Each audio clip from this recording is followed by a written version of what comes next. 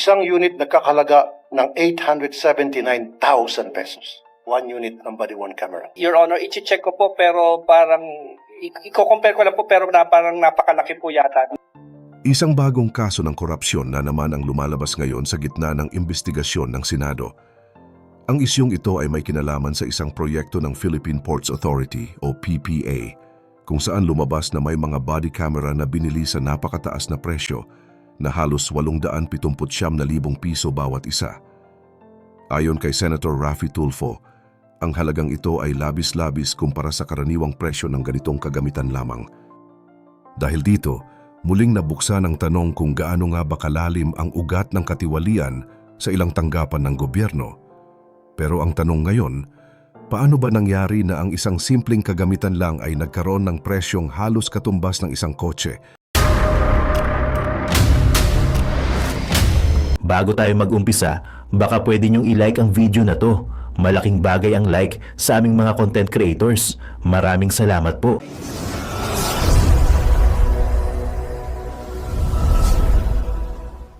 Eto mga babayan, good news.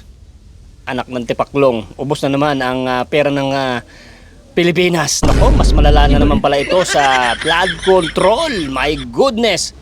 So yan ang ating pag-uusapan mga babayan. Pangalawang pag-uusapan natin. Nako, si Tamba. Nako, humarap na.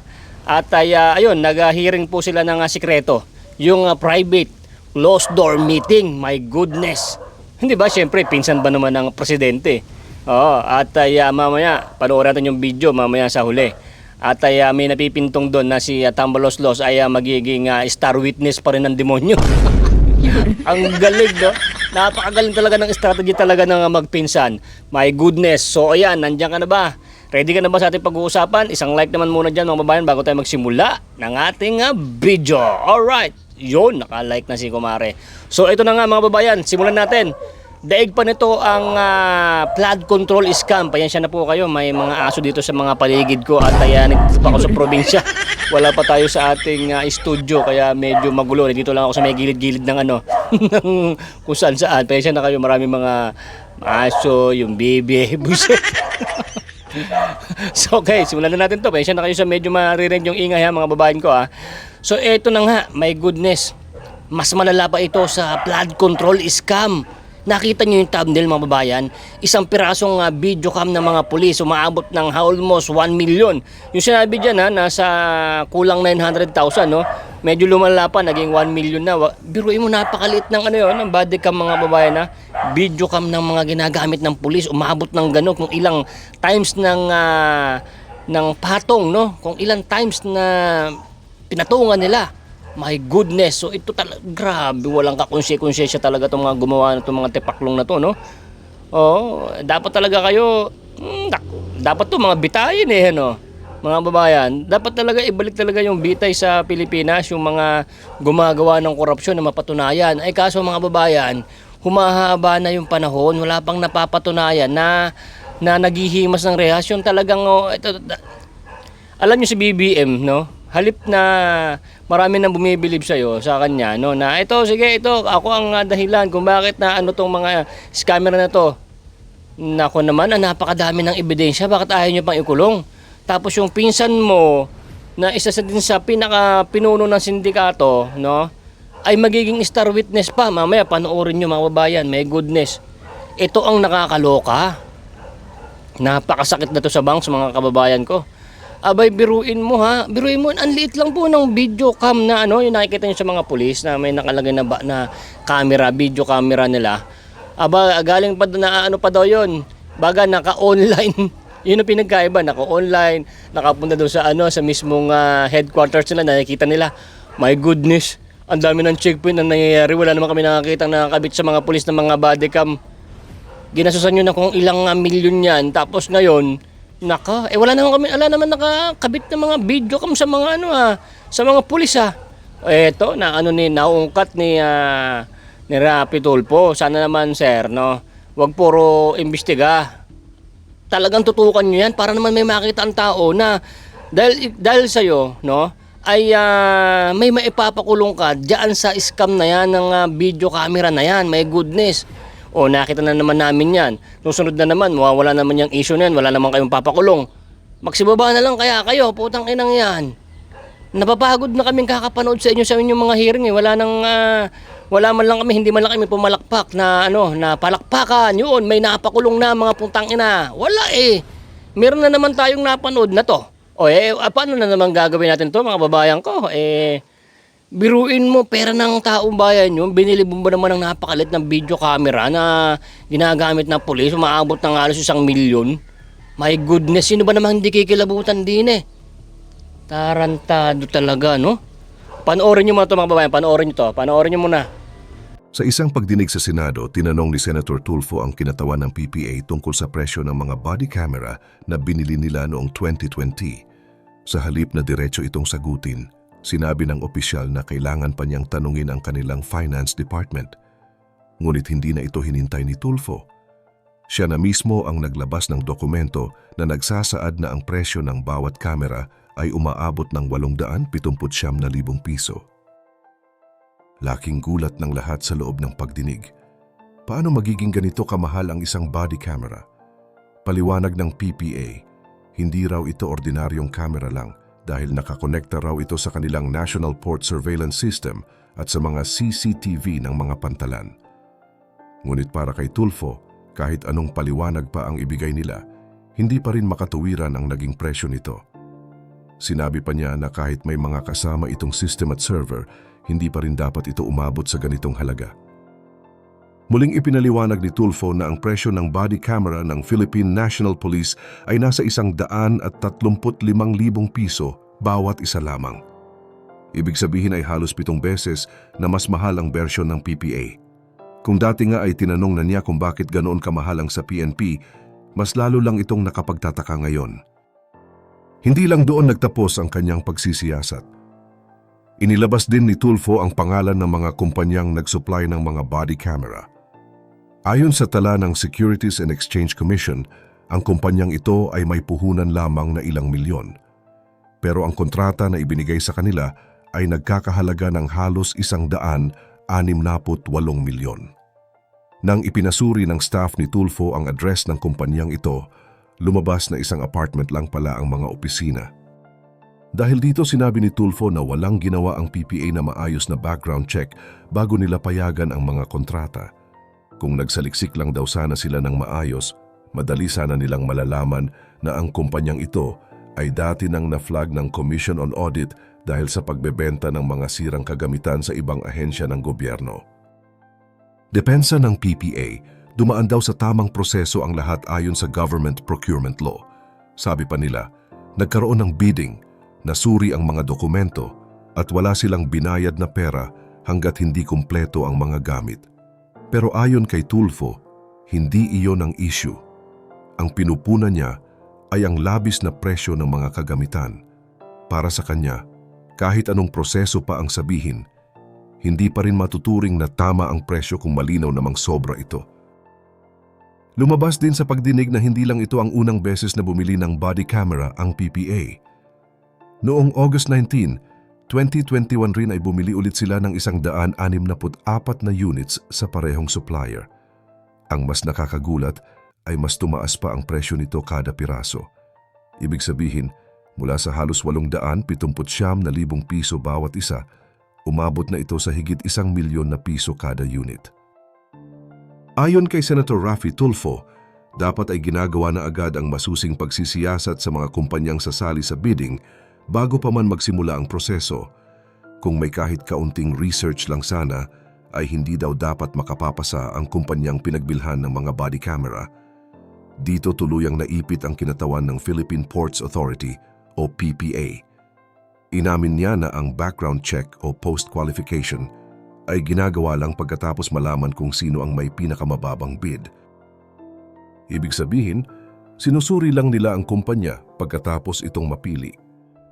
Ayon kay Tulfo, ito ang isa sa mga dahilan kung bakit nakakalusot ang mga kumpanyang may kahina-hinalang record.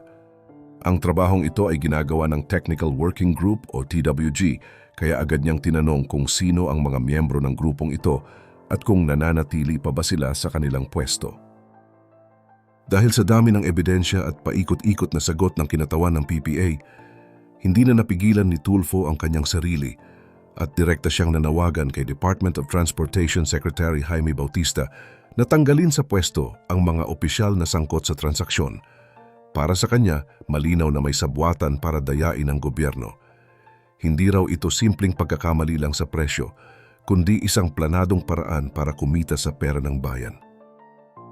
Ayon kay Tulfo, kung ginawa lang ng Bids and Awards Committee ang tama nilang trabaho, madali lang sanang nakita ang mga red flag gaya ng maliit na kapital ng kumpanya, ang address na apartment nila at ang dating kaso nito sa QA.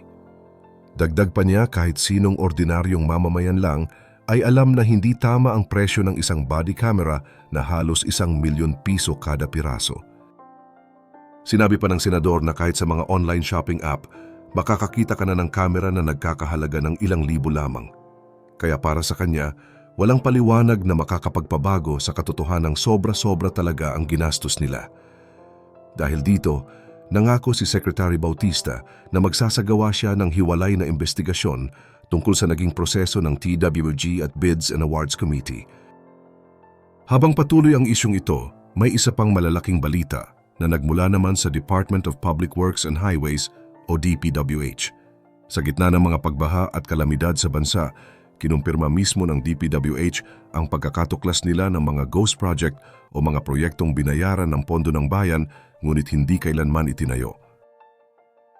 Ayon kay Secretary Vince Dizon, matapos inspeksyonin ang mahigit 8,000 flood control projects sa buong bansa, ay natuklasan nila ang 421 ghost projects.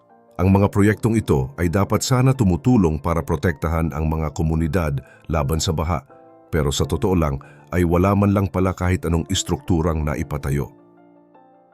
Karamihan sa mga peking proyekto ay natagpuan sa Luzon, habang ang iba naman ay nasa Visayas at Mindanao.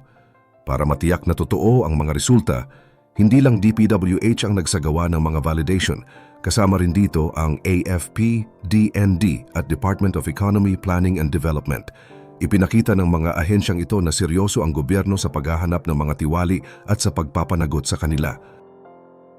Kasunod ng pagkakatuklas ay nagpadala na rin ang DPWH ng show cause order sa lahat ng opisyal at kontraktor na may kaugnayan sa mga proyektong ito.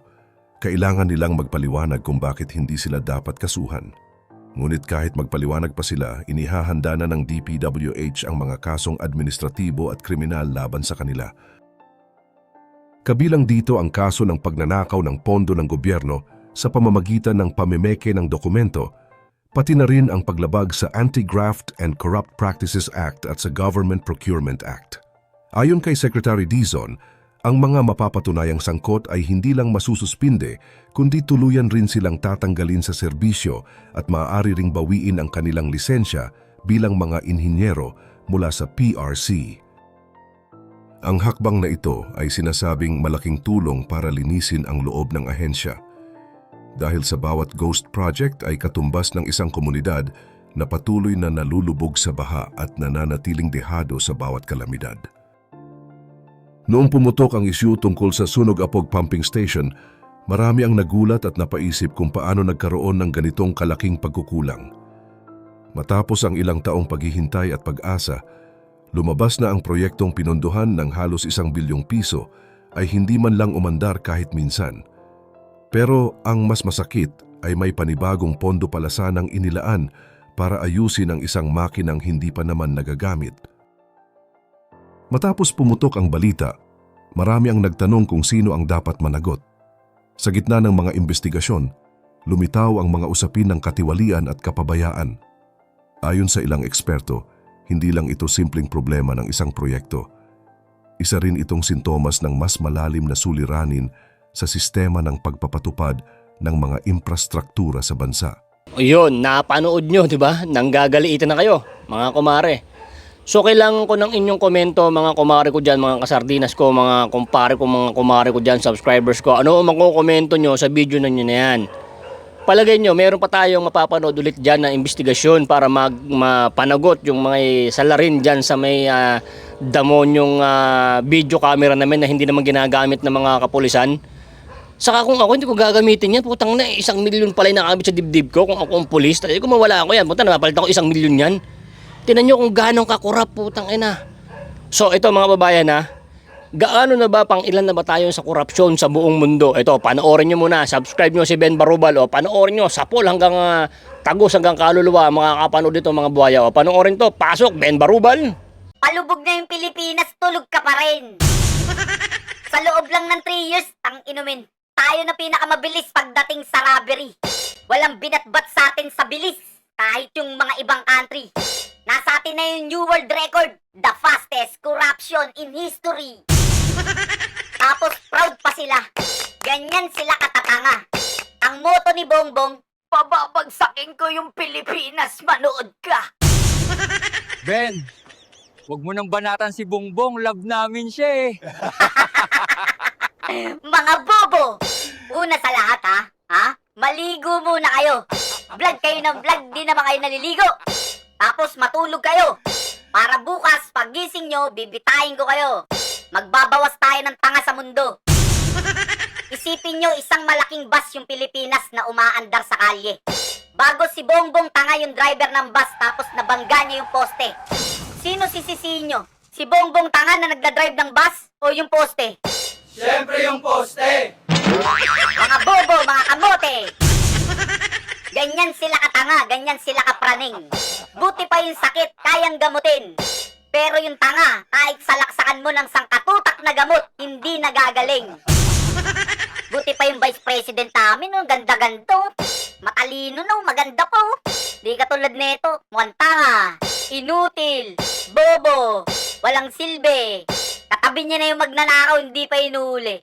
Paano? Isa rin siyang magnanakaw eh. Ben, O bakit? Pangit. parang awa mo na, tigilan mo na kami. Maligo muna kayo para matigil na to. Hanggat di kayo naliligo, hindi kami titigil dito. Kaya yung mga ulo nyong walang laman, di na nadadampian ng sabon, nakatubig eh. Tapos yung mga suot nyong I love BBM nung eleksyon pa yata yan eh. Kaya nililibag na pati mga utak nyo eh. Boom! O ina, sapol ang mga bangag. Kita nyo, pang ilan tayo? Hindi ba kayo nahihiya, mga kumare ko? Hindi kayo nahihiya na ano? Pangatlo tayo sa most corrupt of the world. Biruin mo, napakalit ng bansa natin. Tayo pa ang pangatlo. Demonyo talaga itong mga politiko na to. Kaya mga babayan, pagdating ng mga eleksyon, pagdating iboboto, yung may pangalan na ha, mga babayan, alam nyo na yan. Yung mga sikat na may mga pangalan na, huwag nyo iboboto yan. Puta, nabibigyan na naman kayo mga akap. O, di ba, nung panahon na malapit na ang botohan, di ba, abot ang bigay nila sa inyo ng mga ayuda. Nasaan na kayo ngayon? Hindi na kayo kilala. My goodness. Di ba, hindi na kayo kilala? Hindi na tayo kilala. Sa ano na naman ulit, pagdating ng eleksyon, saan na naman tayo kilala ng mga punyeta na yan, no? O, tapos saka, ay, tinan nyo ngayon, ubos na. Tana, good news. Ubos na ang mga pera ng taong bayan. My goodness. Utang na, napakaliit na camera, no? Umaabot ng ganyang kalaki. Sino ba naman? Sana naman, Rapi Tulfo, meron kaming makita na mapapakulong nyo diyan sa binalitaan nyo na yan, no? Na ipakulong. Nakakagigil, punyeta. Nakakahinayang mga babayan, pera natin yun, no? Halip na magagamit yun sa Pilipinas. Putang na, napupunta lang sa naiilan lang na mga demonyong kawatan na mga magnanakaw ng kaban ng bayan, punyeta kayo. Shit. Nakakagigil. Anong komento nyo dyan, mga Margs, mga kumpare ko? Anong makomento nyo dyan sa ginamit na body camera ng mga pulis na super duper, daig pa ang flood control? Biruin mo, napakalit na body camera, milyon ang halaga, punyetang demonyo. Grabe, papapamura ka talaga eh. Lista yan eh, no? Ang sakit sa bangs. So sana, hintayin natin to. Aabangan ko talaga tong parte ng sinabi ni Senator Rapi Tulfo na to, na sana soon as possible merong dyan imbestiga na naman, punyeta. Samantalang pagka mga big time fish iniimbestigahan pa, no? Alam mo naman meron ng ebidensya, samantalang magnakaw ka lang ng sardinas, no? Wala na, ipapakulong ka na habang buhay. Kung wala kang pangpiyansa, punyeta. So ito, binunod na tayo sa pangalawang ating pag-uusapan, mga babayan, itong ating issue. My goodness! Eto na! Eto mga babayan, panood ko sa inyo maya-maya lang. Dito sa video na to, no? Si Tambaloslos ay nagpakita na po sa media no, sa invitation at ay nagpapasalamat daw po siya at inimbita siya ng ICI. Alam niyo mga babayan, binuo yung ICI na yan para itong si Tambaloslos, pinsan ni Bongbong Marcos, ay lumabas. Kasi kakampi niya itong ICI na to. Sabi niya siguro ni Bongbong Marcos, sabi niya, Insan, huwag kang mag-alala, binuo ko tong ICI na to para sa'yo, para hindi ka matakot. Dahil hindi ito makikita ng live or ng mga Pilipino. Hayaan mo sila maging tanga. Ako bahala, akong presidente. Hindi ka makikita ang mga investigasyon dyan. O tana, scam na naman tayo. Na-scam na naman tayo ng ICI, putingeta. Yung taong bayan, naghahantay, lalong-lalo sa Big P, si Tambaloslos, sinihintay yan na makita na iniimbestigan nyo. Mga bobo ba kayo? O nyangeta. Wala, hindi tayo makita. Pinsan ba naman ng Pangulo, di ba? Di ba? At ang balita nito sa video na ito mga babayan, magiging star witness pa siya. Tapos tinanggi niya pa yung dinalan siya ng limpak-limpak na nakasako-sakong pera. Siyempre. O tingnan niyo, nasa na si Sir Orly, di ba? Para nawawala na, punyeta. Huwag naman sana natapalan ng pera. O guys, panoorin nyo itong video na to. Tapos anong makukomento nyo to dito sa video mapapanood nyo na paglabas ni Tambaloslos sa kanyang lungga. O panoorin nyo to. Kailangan ko yung komento mga kumare. Tulungan nyo ko. Ano ang komentaryo nyo. Tulungan tayo sa video na to. Kung ito ba ay makakapanagot pa ba o tama ba ginawa ni Bongbong Marcos na isikreto ang investigasyon dito sa kanyang pinsan. At yung ICI na yan, kanino yan? Sino nagbuo niyan? Di ba si Bongbong Marcos? Para sa pinsan niya lang yan. O tara, panoorin to mga babayan. Inusisa si dating House Speaker Martin Romualdez kaugnay ng alegasyong may dineliver na pera sa kanyang bahay sa kauna-unahan niyang pagharap sa Independent Commission for Infrastructure o ICI. Hindi naman sumipot si dating Congressman Zaldico kahit pinatawag din sa pagdinig. Ang ilang napag-usapan sa hearing sa pagtutok ni Joseph Moro. Humarap sa Independent Commission for Infrastructure o ICI si dating House Speaker Martin Romualdez matapos siyang ipatawag ng komisyon para magbigay linaw sa proseso ng budget. House Speaker si Romualdez mula noong 2022 hanggang 2025 at ilan sa mga manumalyang flood control project na naisampa at na-refer sa Ombudsman ay umano'y natapos noong 2024. While not a member of the bicameral conference committee, I will share any and all information. Ito ang kauna-unahang pagharap ni Romualdez sa kahit anumang pagdinig tungkol sa anomalya sa mga flood control project. We want to support the investigation, the fact-finding to resolve the issues surrounding the concerns of the ICI. Nagpapasalamat ako talaga sa member ng ICI that I was finally given an opportunity to share my side of the story. It's about facts and evidence and hindi lang political noise or speculation. Hinahanap natin kung ano talaga nangyari.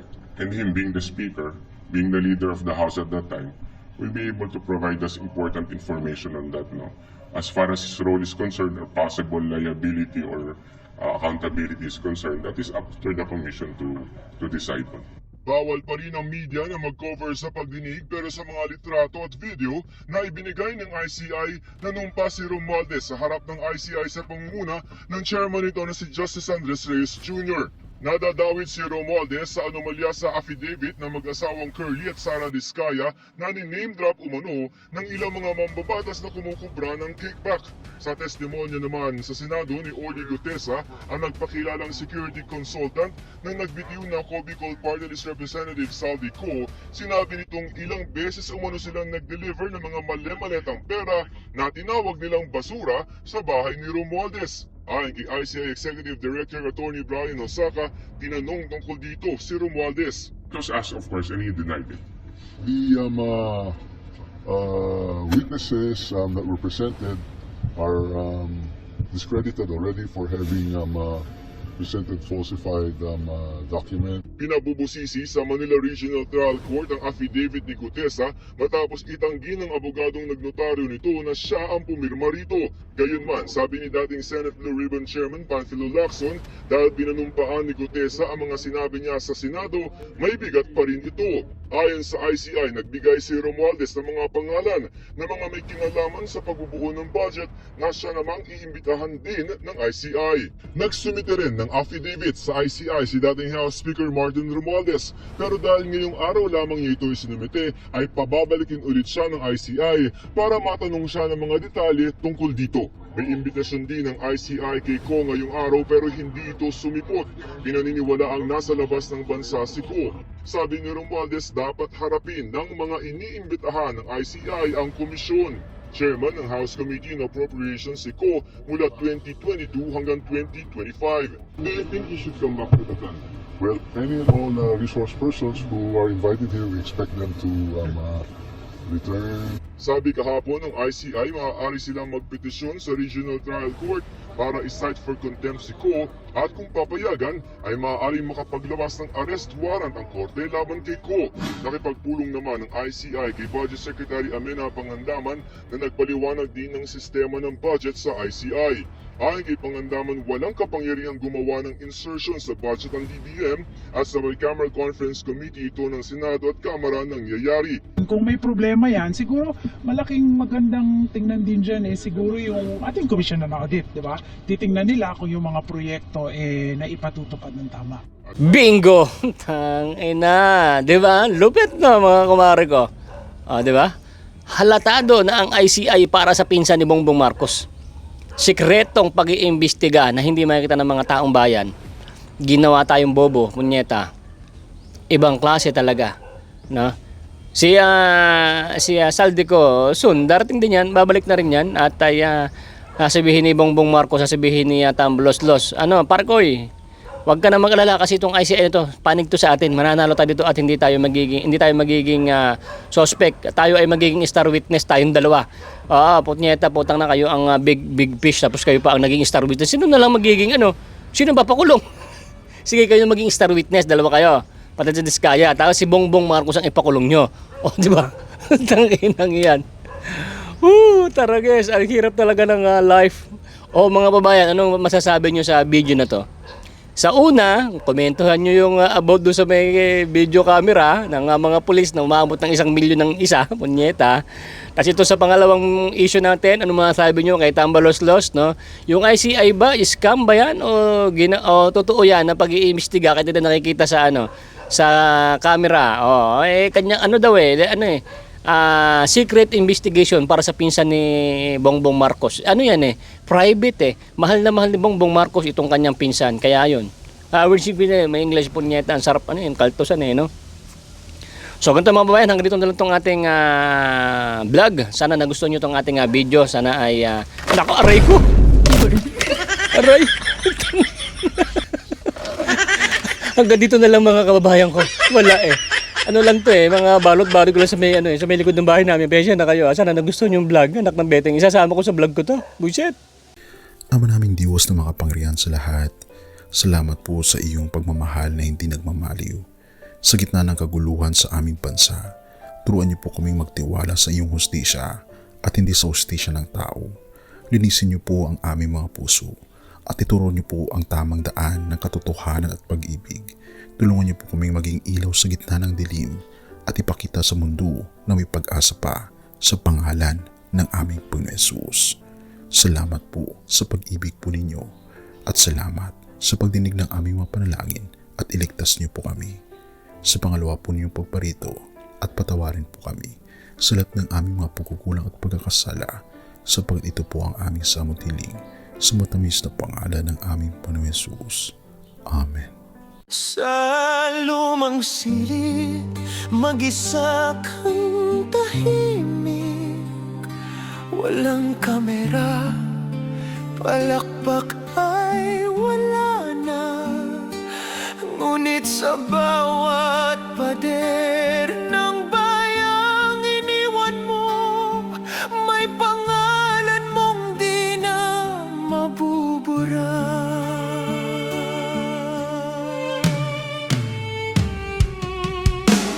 Minsan kang naging balikat ng mahihina, kalaban ng takot, kakampi ng masa. Di mo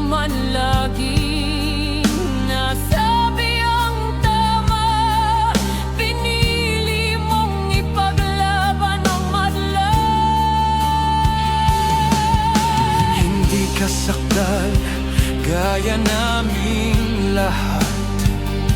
Pero tumindi ka nang walang pag-atras. At ngayong pagod ka na, tatay, kami naman ang sasalo ng bawat bigat.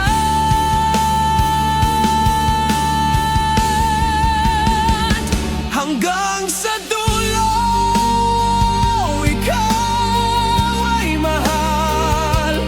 Kahit papagod na ang iyong katawan.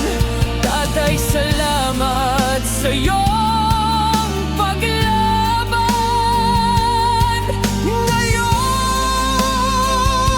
kami naman hanggang sa dulo.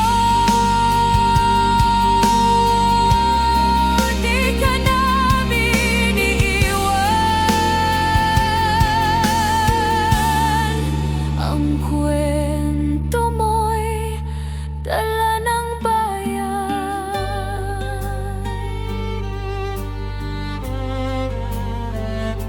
Tahimik ka na sa mga batikos. Wala nang tugon, wala nang galit. Pero sa mata ng mga maralita, naroon pa rin ang tapat mong alaala. Marami mang di nakaintindi, marami pa rin ang di nakakalimot. At ngayong wala ka ng kapangyarihan, tatay, ang magtatanggol sa'yo ay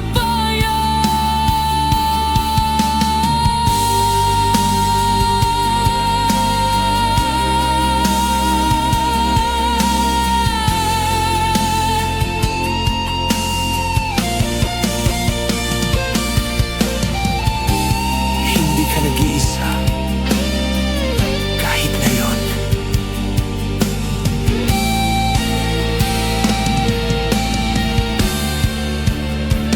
Hanggang sa dulo, tangan ka pa rin sa puso ng batang minsan mong pinakain.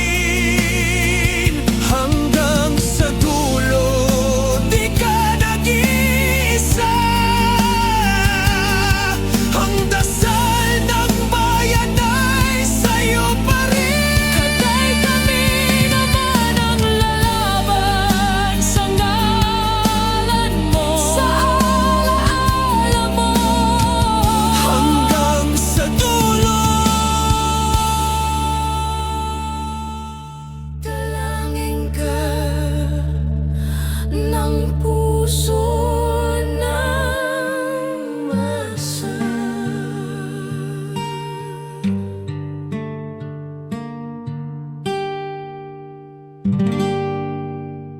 At yun na nga mga kababayan, ano na ang masasabi mo? Kung mayroon kayong hinaing at komento patungkol sa balitang ito, please comment down below.